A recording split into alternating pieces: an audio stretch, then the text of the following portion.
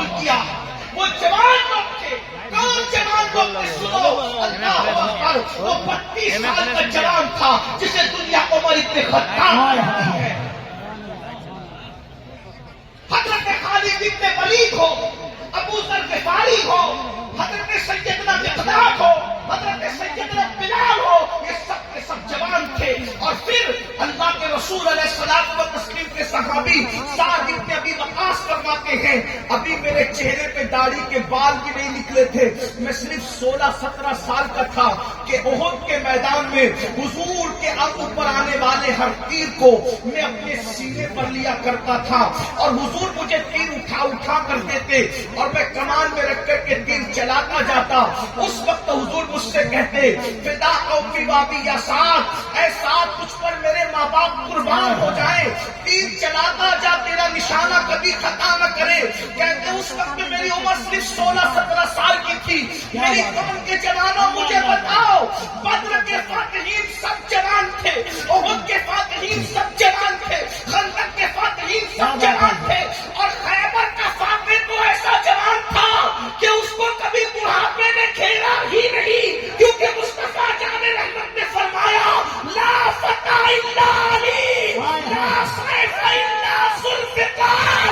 علی کی طرح کوئی بہادر جوان نہیں ہے اور ذوالفقار کی طرح کوئی تلوار نہیں. سبحان اللہ، سبحان اللہ.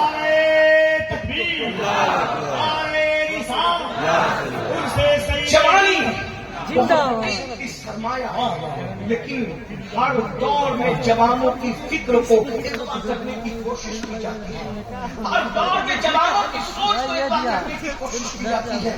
تھوڑی سنجیدگی کے ساتھ سوچیے، جو رسول عزت والے رسول اپنے قوم کے جوانوں کے لیے کہے کہ جوانوں کی عزت کرو، کیونکہ بڈھوں نے جھٹلایا، عتبہ شیبہ یہ سب 64 لوگ تھے، انہوں نے جھٹلایا. ان بڈھوں نے رسول اللہ کو جھٹلایا. ابو جہل ابو لہب یہ سب بڈھے لوگ تھے، ان سب ظالموں نے جھٹلایا. اور حضور علیہ السلام کی بات کو جوانوں نے قبول کی. اور وہ جوان لوگ کتنی مصیبت سے گزارے گئے. وہ جوان صحابہ صحابیات، حضرت عمار بن یاسر جوانی کی دہلیز پہ قدم رکھا، مارے جاتے تھے، پیٹے جاتے تھے. بلال حبشی نے جوانی کی دہلیز پہ قدم رکھا، گلے میں رسی ڈال کر کے کھینچے جاتے تھے، احد احد کہتے تھے، لیکن رسول اللہ کا دامن کبھی نہیں چھوڑتے تھے. میری قوم کے جوانوں، آج دنیا سب سے زیادہ پیچھے لگی ہے تو دنیا بھر کے مسلم جوانوں کے پیچھے لگی ہے. وہ جانتے ہیں پوری دنیا میں سب سے زیادہ جوان اگر کسی مذہب کے پاس ہے تو قوم مسلم کے پاس ہے.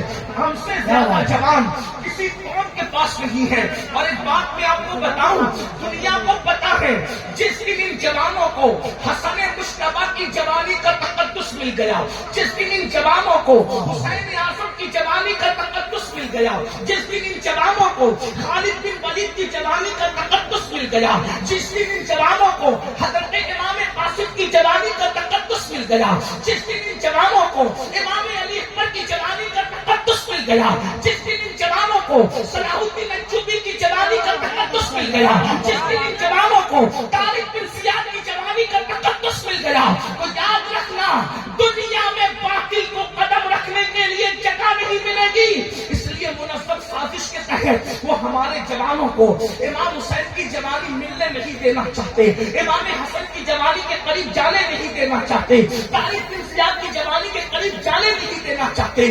ہمارے جوانوں کو وہ راتیں رنگین کر دینا چاہتے ہیں، وہ جلائے میں مبتلا کر دینا چاہتے ہیں، وہ شراب و شباب میں مبتلا کر دینا چاہتے ہیں. اے میری قوم کے جوانوں، ہم کس زبان سے تمہیں سمجھائے؟ جلسوں میں تم بہت شوق سے آتے ہو،